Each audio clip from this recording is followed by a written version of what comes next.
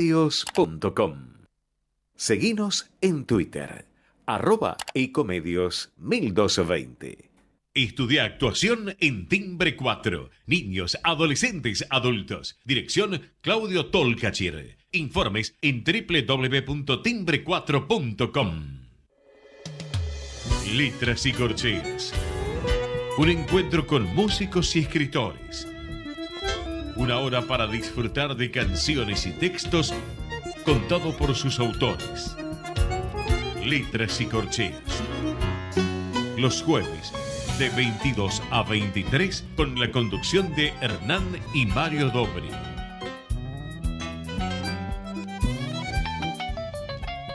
Buenas noches, bienvenidos a una nueva emisión de Letras y Corcheas.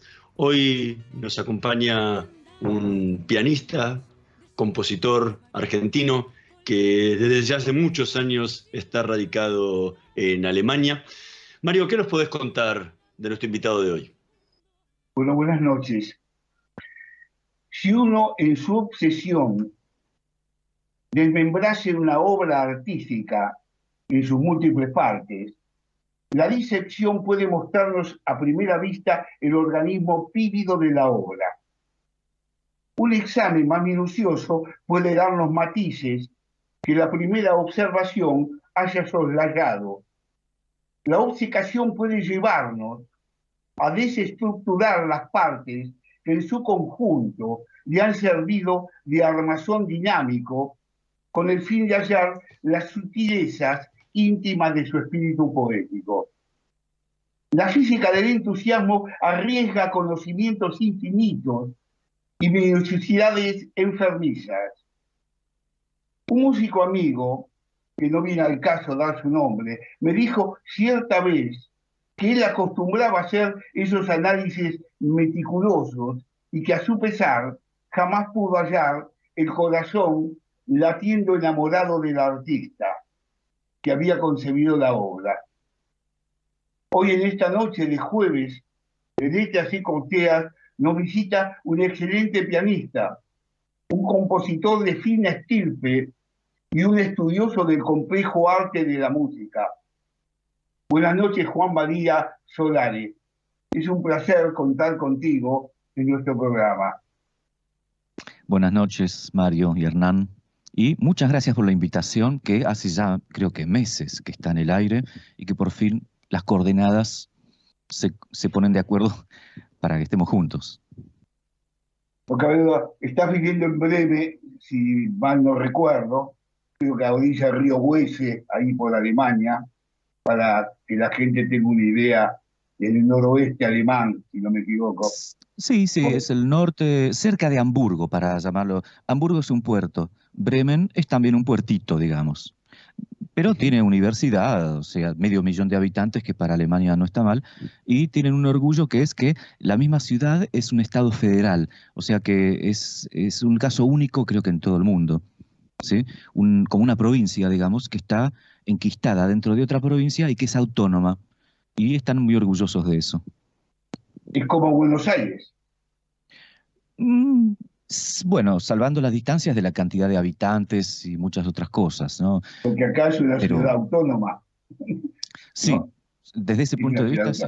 Te quería hacer una pregunta que es fácil y difícil. ¿En qué consiste el arte de la música? ¿Y cuál es la postura que el que va a escuchar o va a sentirla debe ponerse para entender ese arte, la magnitud de ese arte? Te lo pregunto porque has hecho yo me acuerdo, he leído tuyo, un análisis bastante sesudo que hiciste en la universidad, para la Universidad de Tandil, si no me equivoco, allá por Madrid, que tiene como 20 hojas, una cosa por el estilo, y me pareció muy interesante todo tu análisis. Y entonces dije, vamos a arrancar por ahí para que nos enseñes un poco esto del arte musical. A ver si entiendo la pregunta bien y te respondo. Y si no, la respuesta no se ajusta a lo que vos preguntabas, me decís.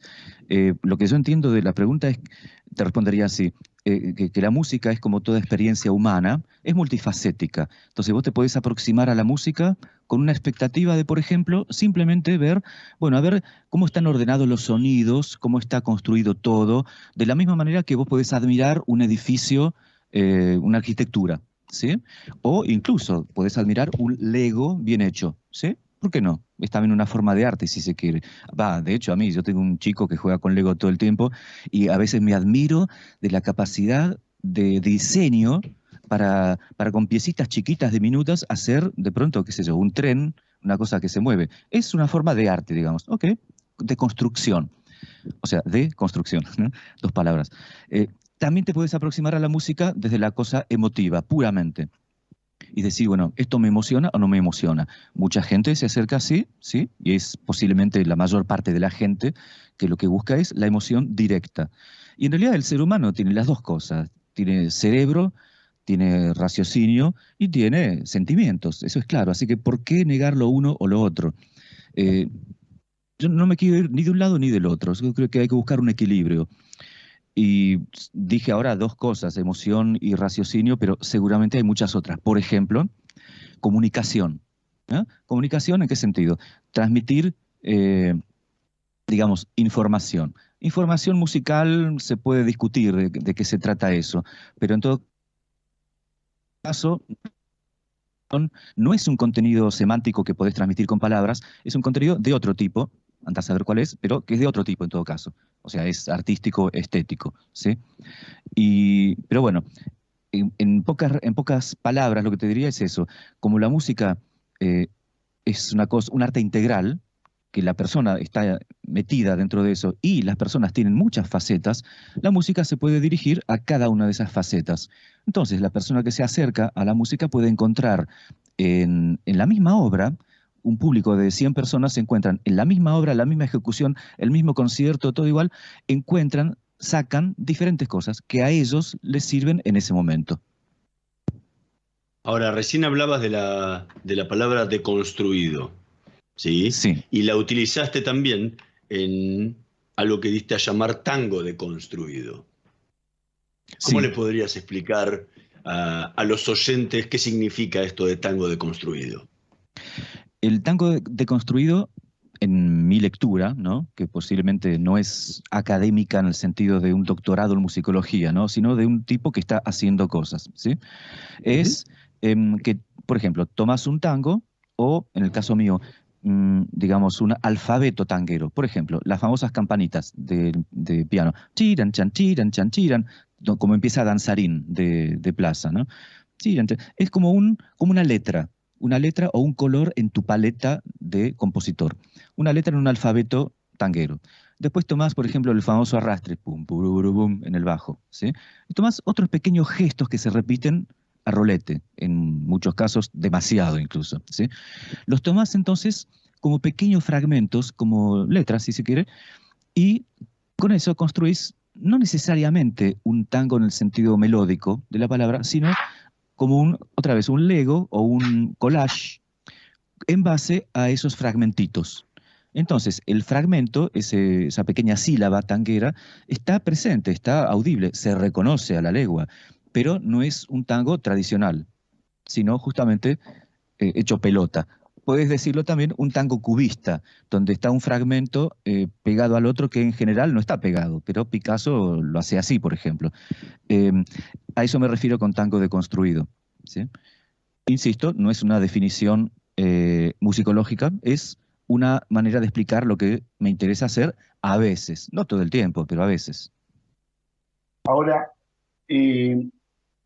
has escrito muchas obras de tango y otro tipo de diversas obras, y has editado muchísimos temas, y has tocado instrumentalmente solo o acompañado de un saxo o de un violín, hay veces en una Cuando hay guita de amplia un obra. cuarteto, ¿Cómo? cuando hay guita de un cuarteto, Sí. cuando hay más dinero de más gente, eso es, lamentablemente es así. O a mí me encantaría tocar en ensambles de, por ejemplo, 4 o 5 personas, pero a veces el organizador no tiene dinero para pagar tanto, digamos así, y porque hay que estudiar eso. Y entonces, bueno, pero te interrumpí. Sí. A lo No, que me no, no, refiero es a no. que sí, Está en bien, muchas está bien, formaciones Victoria. instrumentales me gusta tocar No así. iba a mi idea de que tocase sola, sino mi idea iba a tu eh, posición o tu estilo ante la obra de tango, incluso tradicionales, porque has tocado muchísimas obras tradicionales y obras tuyas. Tu sentir ante una obra de tango es más académico, más europeizante, o hay alguna faceta con que vos encarás la obra para darla a conocer, cualquiera sea Tinta Roja, que antes hablábamos un ejemplo, o algunas obras de piano, o alguna obra de Cadícamo, Nostalgia, entre tantas obras que haces.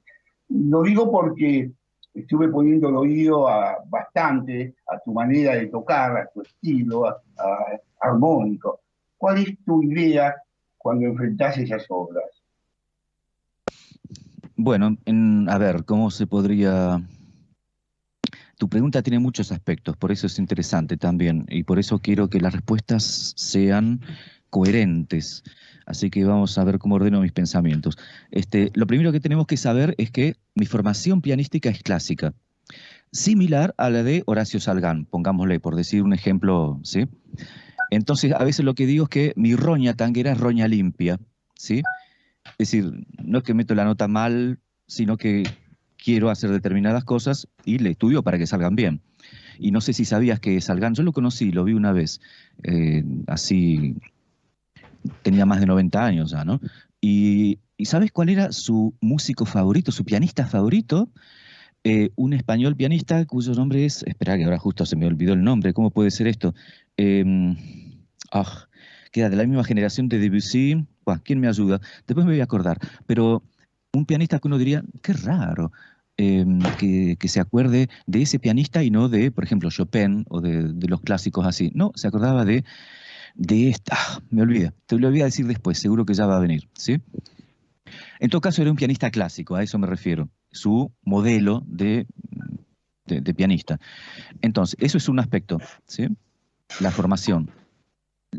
Uno puede decir también la técnica instrumental, la musculatura, no es distinta para el tango que para la música clásica. La mano es la misma. Entonces, el estilo, por supuesto que es distinto, pero de la misma manera que también, por ejemplo, el estilo barroco es distinto que el estilo romántico. Si vos tocas Bach como si fuera Chopin, y mucho no va a, o sea, no es muy purista eso, no va a ser convincente posiblemente. Es una cosa interesante, pero no es lo más ortodoxo, ¿sí? Entonces, cuando toco tango, no trato de hacer Chopin, no trato de hacer música clásica, trato de hacer tango, ¿sí? De eso es un aspecto importante. Em, Después, otra cosa que tiene que ver con tu pregunta es una anécdota que te puedo contar. No sabes que estudié música electrónica en el Conservatorio de Colonia, ¿no? Bueno, en Alemania. Entonces, a veces las computadoras se cuelgan, como bien sabemos, espero que no ocurra, pero ocurre. ¿Y qué hacía mientras se colgaba la computadora? Estudiaba un tango, concretamente Chiquilín de Bachín, que por cierto lo grabé hace un par de meses y va a salir a principios del año que viene, ¿sí? Realmente estoy muy convencido con esa versión porque la estoy tocando de hace 20 años, ¿sí? No puede salir mal. Ahora entiendo esa obra mucho más que, no sé, que el compositor casi, que la compuso una vez, yo la toqué muchas veces. Eso es una barbaridad lo que estoy diciendo, pero se entiende lo que quiero decir, ¿no? Estoy muy empapado de esa obra. Entonces, desde ese momento, la música electrónica de vanguardia y el tango están tan juntos en mi cerebro, en mi experiencia, que no veo una disociación, una dicotomía entre las dos áreas, ¿sí? De alguna manera, las neuronas son las mismas, se alojan en el mismo lugar. No sé cómo explicarlo de otra manera, pero realmente no veo una dicotomía entre los dos tipos de música. Em, Repetime si querés la pregunta, porque seguramente hay otros aspectos que me estoy olvidando ahora mencionar. El estilo que yo siento que he escuchado tuyo, si tenía alguna forma de dinámica europea del tango, la visión del tango europea, o Bien, academicista lo estoy diciendo de tocar limpio, o sea, sin como decía vos, los jeites, el barro, la roña, ni nada por el estilo. si hay una postura tuya que vos querés hacer eso o hay otra visión por lo cual lo haces, nada más. Ok, ok. Sí, sí. Dos cosas ahí. El tango europeizante yo trato de rehuirlo, en realidad. Por ejemplo, hay dos ejemplos que me vienen ahora a la mente, que son el tango tipo Gelusí, ¿conoces? Ujú. Pim, pirim, pim, piribirim, pirim. Ok, muy bien. Está muy lindo, qué sé yo, pero no es lo que me interesa hacer. Y el tango finlandés, eso qué horrible. Una vez estuve en Finlandia, en una cumbre mundial del tango, tocando ahí, y me hicieron escuchar eso. Y realmente a mí no me parece tango. Está muy bien, como si me dicen es música folclórica, perfecto. Lindo, lo puedo escuchar o no, pero es otra. Pero si te dicen que es tango, realmente a mí me choca un poco. Pero es un problema personal mío. A otras personas, por supuesto, que les guste mucho el tango finlandés, me parece encantador. No es mi caso, pero no me dedicaría a eso, por ejemplo, y no me interesaría incorporar elementos en mi música. Eso es una parte de la respuesta. Y la otra era academicista. Y limpio. Academicista, no sé cómo decirte. Para mí el tango es uno de los pocos géneros musicales vivos, o sea, en evolución.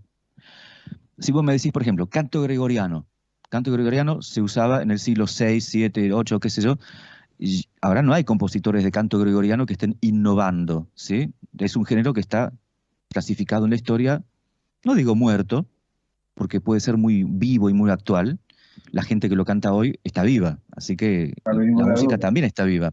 Así es. Pero las reglas de juego ya están fijas, ¿sí? No hay muchas posibilidades, no hay mucho margen de evolucionar, pero el tango sí que tiene mucho margen para evolucionar. Digo tango, digo milonga, por supuesto, digo vals criollo, si querés candombe también, o sea, todos los géneros que tienen que ver con el tango, ¿sí? El tango como concepto paraguas que abarca muchas cosas. Evoluciona. Y por un lado, eso, entonces el approach, el aproximamiento, la aproximación académica sería lo contrario a evolucionar. Cuando vos estudiás académicamente un género musical, estudiás lo que se hizo hasta ese momento, ¿sí? Y el peligro es que si uno lo define y dice, bueno, por ejemplo, el tango, vamos a poner un ejemplo, está siempre en 4x4 o en 2x4, lo que vos quieras. Entonces viene Piazzolla y hace un tango en 7x8, que por ejemplo vayamos al diablo. Entonces uno puede decir, ah, esto no es tango. Y en realidad vos lo escuchás y eso es tango. Lo que pasa es que de casualidad no se ajusta a la definición que se hizo a partir de montones de otros tangos, ¿sí? Ese es el gran problema de definir algo en el tango, por ejemplo, o en otras cosas también, pero nos limitamos al tango. Yo digo, el tango es tal cosa, ya le estoy cercenando posibilidades de evolución. Eso es lo que no me interesa hacer y eso es lo que no me interesa de la manera eh, academicista de hacer tango, ¿sí? No sé si eso Estamos, responde también tu pregunta.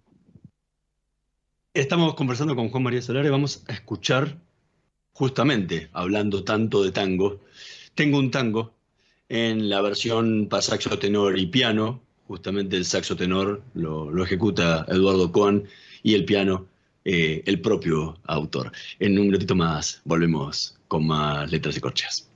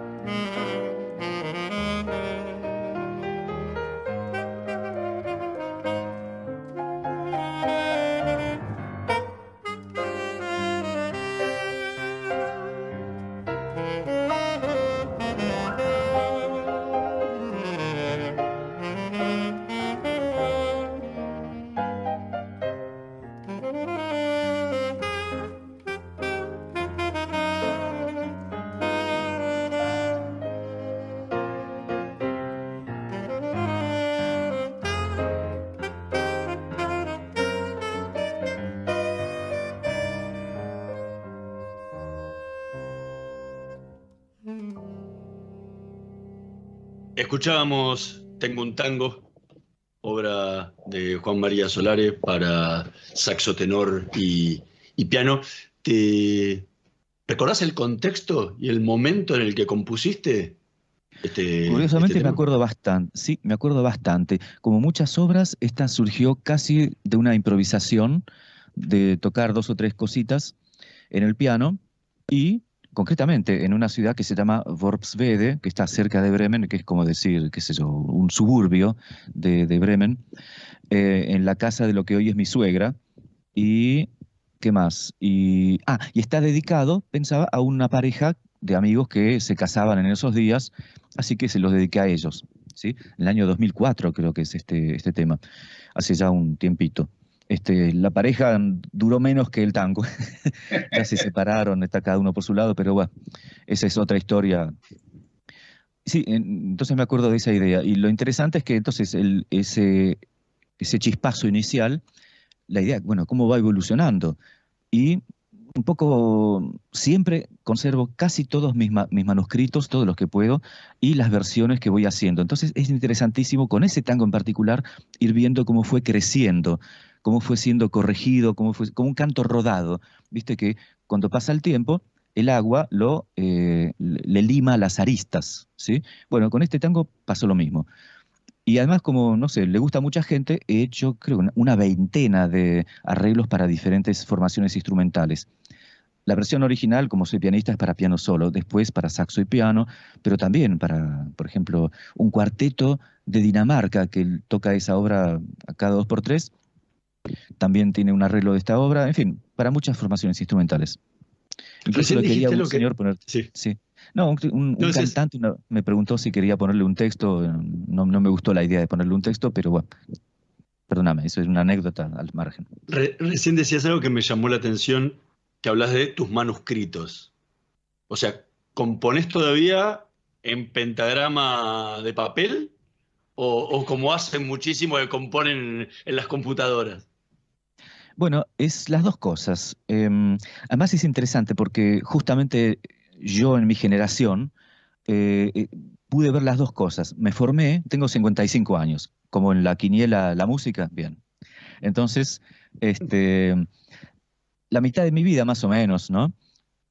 Hice manuscritos en papel, porque no había, bueno, había, pero eran muy poco efectivos o yo no los sabía usar, programas para editar música. A partir del año, hace ponerle unos 20 años, empecé a usar sobre todo Sibelius, concretamente, espero que no esté de más nombrarlo, y casi lo uso a diario.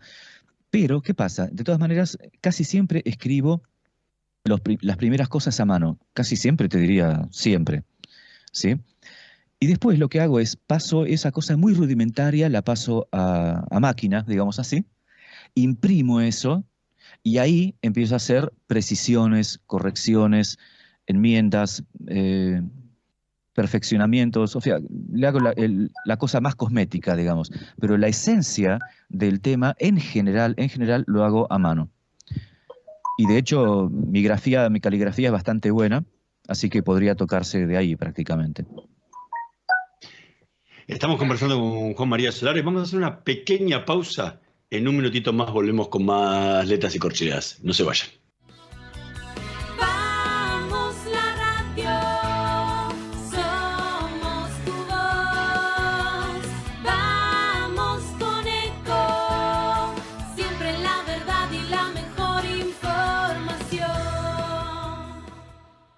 Estamos llenos de historias verticales. Gira tu celular. En Catamarca tenés algo distinto para contar. ¡Girá! ¡Girá! No te pierdas de nada. Vení a contar una historia distinta.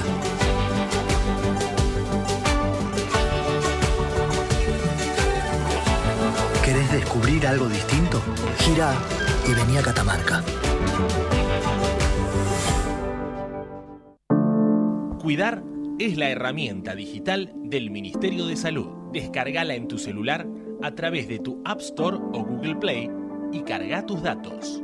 La aplicación te permite hacer un autodiagnóstico, acceder a tus certificados y consultar el resultado de tu hisopado. Ahora podés acceder a la información provista por el Ministerio de Salud y ver tu diagnóstico COVID-19 de forma rápida y sencilla. App Cuidar. Sigamos cuidándonos. Gobierno del Pueblo de Merlo. Intendencia Menéndez.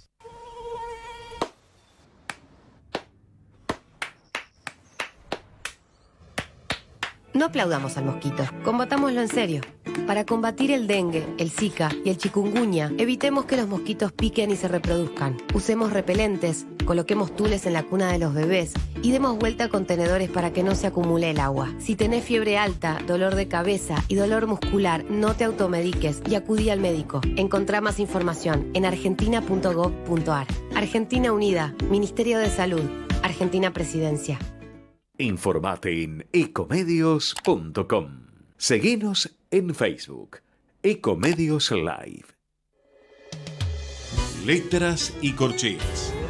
Una hora para disfrutar de canciones y textos contados por sus autores. Con la conducción de Hernán y Mario Dobri.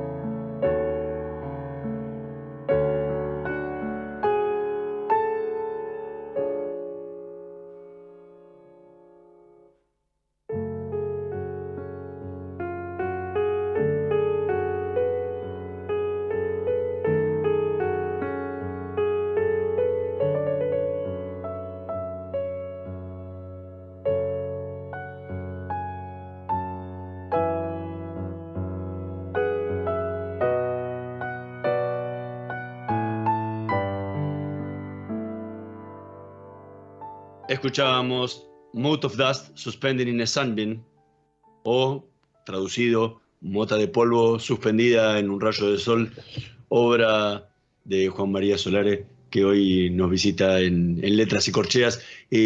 ¿Recordás cómo fue el momento también, el proceso de creación de esta pieza? Sí, bastante.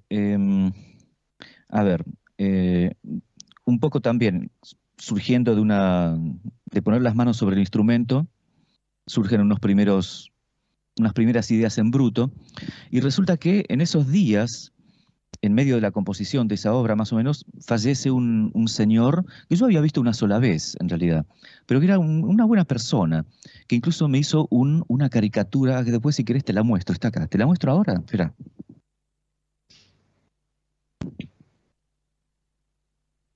A ver si se ve. Sí, sí. Sí, sí, se ve. Después te la muestro mejor, si querés, la cosa esta. Está un poco chota la... No pasa nada. En todo caso hizo, y decidí dedicárselo a él. Y es un poco raro porque el tema es tranquilo, pero es como casi optimista, ¿no? Y y un poco tiene que ver, a pesar de todo, que una obra dedicada en memoria a alguien no sea necesariamente triste, ¿sí? Porque hay un cierto optimismo, no sé a qué, pero de alguna manera es una presencia positiva en la vida de uno. ¿Y por qué uno tiene que hacer algo triste si la persona ha sido una influencia positiva? Tiene que ver con eso. Y el título se remite también a un pensamiento de Carl Sagan, que dice que la Tierra, el planeta Tierra, es un puntito, como un puntito de una mota de polvo, justamente, suspendida en un rayo de luz, un rayo de sol, o sea que es una cosa diminuta, básicamente. Y bueno, tiene que ver con eso. Y, pero bueno, esas son las circunstancias de la composición, ¿sí? Te quería preguntar, entre tu extensa obra, en los tipos de obra que es para escenario que has hecho, hay una obra que me llamó la atención, que es el Trio for One, que pones así, es un estudio escénico para actor o actriz, con contexto de 3 pseudolenguajes inventados por el intérprete. Pregunta que te hago, ¿qué querés decir con eso? Bueno, para empezar es una obra de teatro musical en el sentido de es una performance, o sea, una persona, un actor o actriz justamente, que hace algo en una escena. ¿Qué es lo que hace? Habla consigo misma, pero no en un idioma que existe, sino en un idioma inventado, por eso pseudo idioma. Por ejemplo, pseudo japonés podría ser Yamimoto no camina, por ejemplo, ¿sí? Ese tipo de cosas. Entonces, no es japonés de veras, pero suena como si fuera japonés. Es un ejemplo muy burdo, por supuesto, por eso es el primero que se me ocurre, pero por eso es un ejemplo muy claro también, ¿sí? Ustedes se les están ocurriendo cosas peores, ya lo sé, ya lo sé. Pero ese tipo, ese tipo de cosas, o el famoso Empujen, Strugen, Bajen, ¿sí? También es pseudo-alemán. En ese caso, bueno, puede tener cierto significado en castellano también, pero eso es secundario. Uno puede imaginar unas palabras que parecen que fuera, no sé, inglés o lo que fuera, mucho lo que hacen algunos raperos, o lo que hacen, ¿cómo se llama esto? El scat, la técnica del scat. Cantan algo que no llega a ser una palabra, pero, como se llama esta, Ella Fitzgerald, ¿no? Cantan algo, parece ser algo, pero no llega a ser algo concreto. Eso es un pseudo lenguaje. Y este pobre señor tiene que inventar 3 pseudolenguajes con los cuales dialoga, o sea, trialoga consigo mismo. De hecho, la obra es un poco utópica, nunca se llegó a hacer, porque es bastante difícil de realizar, ¿sí? Pero está ahí la cosa. Y lo que tiene que hacer el actor, o la actriz en este caso, o el recitador, en realidad, es, digamos, como partitura, lo que hay son indicaciones de carácter, de emociones. Por ejemplo, tiene que decirle al otro, en ese pseudo lenguaje, cosas del tipo, no, pero si estoy hablando en broma, ¿sí? Pero lo tenés que decir en un idioma inventado. Pero toda tu gesticulación, toda la entonación tiene que apuntalar esa idea, por ejemplo, bueno, estoy hablando en chiste, ¿ya? Ese tipo de cosas. Cosa que se entienda más o menos de qué se trata, pero no porque haya palabras que te lo dicen, sino porque el metalenguaje o mejor dicho, el lenguaje no necesariamente verbal, sino la entonación, la gesticulación, todo eso apuntala un mensaje X, ¿sí? De eso se trata esa obra, ¿sí? Vos sabés, me hizo pensar varias cosas la obra. La creación de lenguajes inventados me hacía acordar a la condesa de Heidelberg, que había inventado un metalenguaje religioso que podía conectarse y hablar con los espíritus y con la espiritualidad concreta. Eso fue allá por el siglo XIV o XV. Ahora, también en la poesía de vanguardia había mucho de eso, porque en el caso de Vallejo, en un poema dice serpentínica U del bizcochero y gilapada del tímpano, por ejemplo. ¿Qué quiso decir? Quiso decir una expresión gutural como para mostrar una sintomatología, un frenesí ante el problema. Y yo me imaginaba diversas fuentes, pero quería tener tu razón directa de cómo era la composición incluso musical para un metalenguaje de esa naturaleza. En este caso es una partitura verbal, creo, simplemente. No hay notas, no hay melodías, por ejemplo, ¿sí? Por eso es, ¿cómo te puedo decir?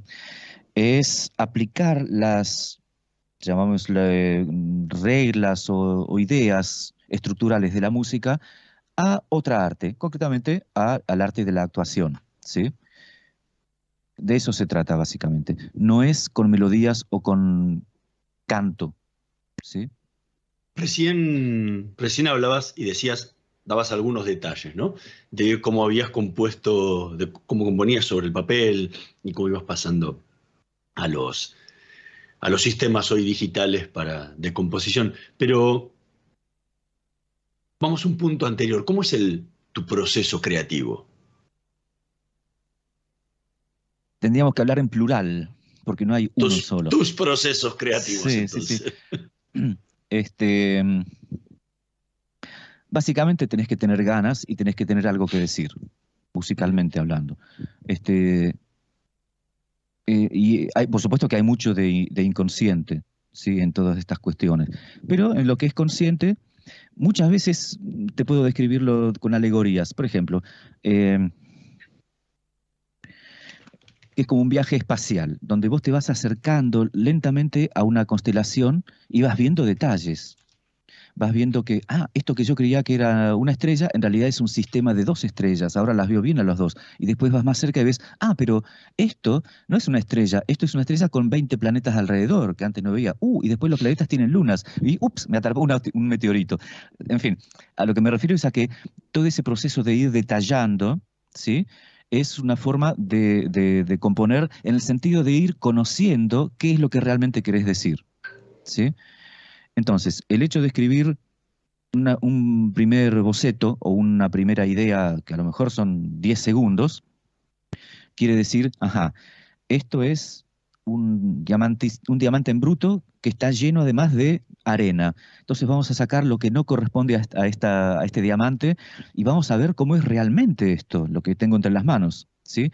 Y entonces en el proceso ese de composición hay que sacar mucha hojarasca alrededor de lo que es. Y en realidad realmente es un proceso de conocimiento de cuáles son tus intenciones propias. Así lo experimento al menos. O como decía alguien en mi época, por lo menos así lo veo yo. No, por lo menos así lo veo yo. ¿Quién decía eso? Vos te acordarás, Mario. Yo no me acuerdo ya. Un señor de la televisión que decía así, señalando para los 2 lugares. En todo caso, esa es una alegoría, ¿sí? El proceso de composición como acercarse lentamente a aquello que vos estás expresando, queriendo expresar. Y después, en lo concreto, sí, un detalle más, si querés, ¿no? En lo concreto es justamente empezar por un pequeño boceto y después saltar directamente a pensar cómo puedo poner esto en un contexto mayor, cómo puedo hacer que este pequeño embrión que acabo de concebir sea como el caso particular de algo más largo. Entonces, de esa idea chiquitita, intento directamente hacer como un marco para una pieza entera y después voy juntando los extremos. Va creciendo el material, pero dentro de un marco, no caóticamente, no como una ciudad medieval, que iba cada uno por su lado, así una casa acá, y después, ¿las calles dónde están? No sé, no lo pensamos. No, tenés una idea original, una idea inicial, haces el plano de la ciudad y ahí empezás a construir las otras ideas accesorias. Esa sería un poquitito otra manera más concreta de plantear el proceso de composición. Estamos conversando con Juan María Solari. Vamos a ver justamente cómo se plasma esto que nos explicó en palabras en una obra. Sí, vamos a escuchar Sense of Belonging, otra de sus composiciones, esta vez de música electrónica, y en un minutito más volvemos con más Letras y Corcheas.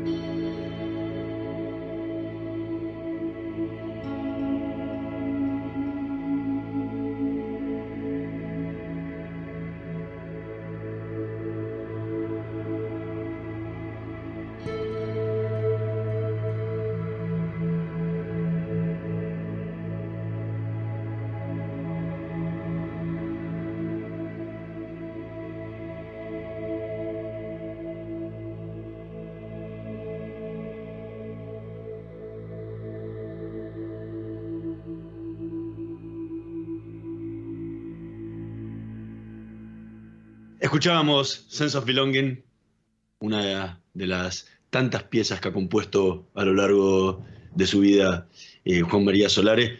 ¿Te acordás cómo fue el proceso de esta composición? De esta en particular no mucho. Me acuerdo sí que había... vamos a ver. Mi intención original era hacer un álbum de música electrónica con algunas de las obras que ya había hecho durante los años, ¿sí?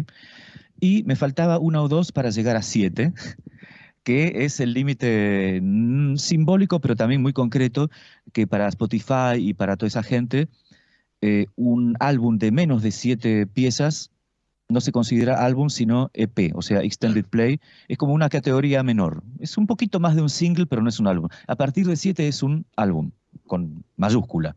Entonces yo decía, bueno, ya tengo 6, hagamos una más y ya está, ¿sí? Y es la cosa práctica también que se junta muchas veces con la cosa del arte y qué sé yo, sí. Y el título, lo que sí te puedo decir es sobre el título, eso sí, que significa sentido de pertenencia, ¿sí? O sentimiento de pertenencia, que no es lo mismo que pertenencia, o sea, pertenencia a un grupo, a una ideología, a un club, ¿sí? Una cosa es la pertenencia y otra cosa es el sentimiento yo realmente pertenezco a esto. Porque yo, por ejemplo, pertenezco a los que escriben con la mano derecha, pero no siento nada al respecto, me da exactamente igual. Pero pertenencia sí siento algo cuando sé que pertenezco a un grupo donde me siento bien recibido, por ejemplo, ¿sí? No sé si se entiende bien la diferencia. Es una diferencia tal vez sutil, pero es más la experiencia de pertenecer a algo que el mero hecho de pertenecer a algo mayor que uno, ¿sí? En tu ¿Todos? obra general de grabaciones, he visto que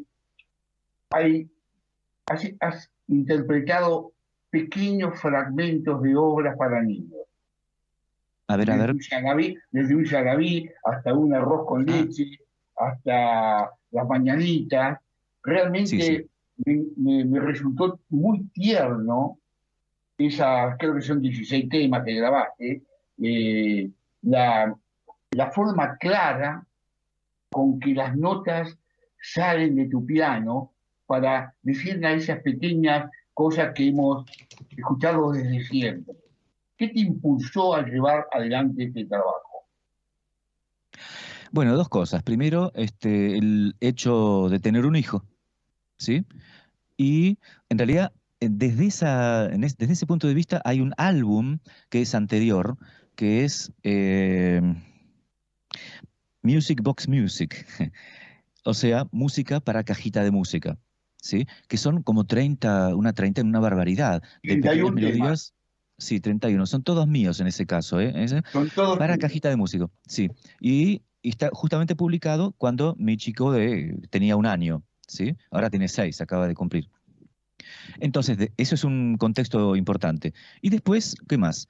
El hecho de que yo doy clases de piano y muchas veces los alumnos necesitan tocar obras facilísimas.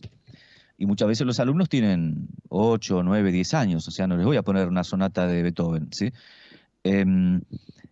Entonces, esas obras cumplen también esa función. Entonces, ya que las escribí, o sea, esos arreglos, digamos así, ya que los hice, ¿por qué no grabarlos? Entonces, desde ese punto, desde ese punto de vista, inicialmente, ese álbum que se llama Aquellas viejas canciones populares, Those Old Folk Songs, iba a ser en realidad un álbum didáctico, donde, por ejemplo, del arroz con leche había 3 versiones, más fácil, más complicada y todavía más complicada. Pero al final, mirá lo interesante lo que descubrí, que para muchos distribuidores de Spotify no quieren que haya álbumes didácticos. Y de hecho, si te fijas, apenas hay álbumes didácticos en Spotify. Es una cosa que es intencional. Por ejemplo, un método de estudios de Czerny, por ejemplo, para piano, no estaría bienvenido en Spotify, ¿sí? Para mí es absurdo total, pero no son mis reglas de juego. Tengo que seguir las reglas de juego de los que me dicen esto no va y esto sí va. Entonces, ¿qué hice? Y básicamente en vez de poner 3 versiones, puse una sola, Al principio creo que era también como unos 30 y quedaron 16, ¿no? O 14, no me acuerdo bien. 16 temas. 16, una sola de cada una de las canciones, y le cambié el título. En vez de ponerle Aprende a piano con Juan María, sí que era el título original, le puse Aquellas viejas canciones folclóricas. Y bueno, si no quiere que le ponga método de estudio, le pongo otra cosa, ¿viste? Esa, Sí. esa es una salida muy argentina. Y sí, Un rebusque. es el rebusque, es el decir, no sé, las reglas son así, y bueno, yo trato de intentar de hacer lo mío. Y es una manera de ajustarse, sí, y bueno, ¿qué problema hay? Al Ahora, final vos sabés hice que lo mío. me llamó, a mí me gustó mucho una, un CD, no sé, no diría CD, una programación que hiciste, que para mí lo estuve subiendo porque me parecieron bellísimos y exquisitos temas hechos por vos en Petit Suite Antique.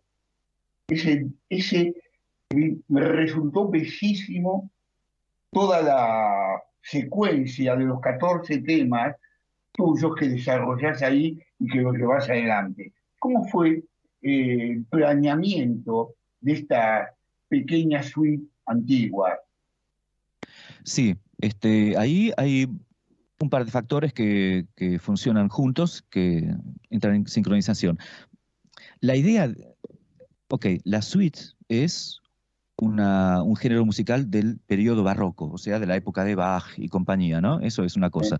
Donde había danzas de la época, por ejemplo, qué sé yo, alemanda, corriente, zarabanda, cosas que por supuesto hoy en día nadie baila.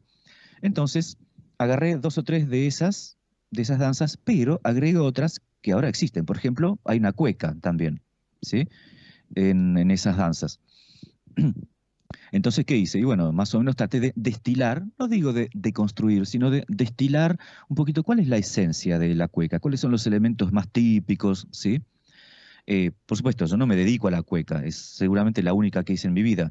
Es un poquito desde afuera mirar cómo es la cosa y hacer algo que se parece a una cueca, pero que en el fondo es música mía, por supuesto. Cosa que en el fondo hace todo el mundo, porque valses hay a rolete y no suenan todos iguales, ¿sí? Eso es claro. Y eso fue el punto de partida. Y después, una cosa que me interesa mucho es hacer música para instrumentos melódicos solo. Una sola melodía, nada de acompañamiento, no. Un instrumento solo en la escena que concentra toda la atención y, digamos, mostrar, no digo demostrar, sino mostrar que una persona sola con una sola nota puede hacer música y llegar a la gente, ¿sí? No hace falta una orquesta, no hace falta 120 decibeles en escena, no hace falta, ¿sí? Entonces, en algún momento, un colega que yo he conocido justamente en Ginebra, donde vive Eduardo Cohen, el saxofonista, también el saxofonista que tocó Tengo un tango, ¿sí? Al principio de este programa, conocí a un muchacho que toca flauta dulce y también enseñaba tango, a bailar tango en esa época, que se llama Gonzalo Ariel Juan. Bueno, ahora también creo que enseña a bailar tango. Y vive en Buenos Aires ahora. Y él fue el que grabó estas versiones para flauta dulce sola. La suite tiene 7 números. Y primero está la suite normal, digamos, sin nada más. Y después le agregué unos tambores africanos, como para que la misma melodía tuviera otro contexto, ¿sí? No quise decir lo uno o lo otro, sino vamos a poner los dos. ¿Por qué no? ¿Sí? Esa es la idea detrás de esta suite, que es muy simpática, realmente son melodías muy, muy majas, como dirían los españoles, ¿sí? Juan María Solari, muchísimas gracias por habernos acompañado. Se nos acabó el programa, pasó demasiado rápido toda la charla y solamente abordamos tu faceta de compositor. O sea, no trabajamos nada de tu faceta como pianista. Así que no faltará oportunidad para que volvamos a llamarte nuevamente para hablar justamente de tu otro lado musical que va más allá de tus composiciones, aunque hemos escuchado algunas en las que tocabas. Nosotros te agradecemos muchísimo, en serio, la comunicación y te comprometemos para una próxima entrevista. Con todo gusto, con todo gusto. Lo único que sí quiero agregar en ese contexto es que, desde mi óptica, la figura del pianista y compositor en una misma persona siempre la comparo con un centauro. Es como decir, tiene las dos cosas, pero en una sola persona. Y es un fenómeno que se da en toda la historia de la música, si los ves. Chopin, Liszt, toda esa gente, Bill Evans, Salgán, eran compositores y pianistas. Y a veces es difícil decidir si es lo uno o lo otro, hasta dónde va. No. Tenés que pensarlo como una unidad. ¿Sí? Listo, todo lo que quería decir. Yo te agradezco muchísimo, Juan. Has sido muy benévolo conmigo porque tenía un montón de ideas para decirte, era un meollo de ideas, y digo, no quería salirte con alguna cosa zafada y extraña, y bueno, y me enriqueciste con tus dichos y con tus cosas. Muchas gracias. Buenas noches, la verdad. A ustedes, muchachos, a los tres. Nosotros nos vamos a reencontrar la próxima semana en la operación técnica Carlos Heinze y Gerardo Subirana, en la edición Javier Martínez. Nos vemos la próxima semana. Chao.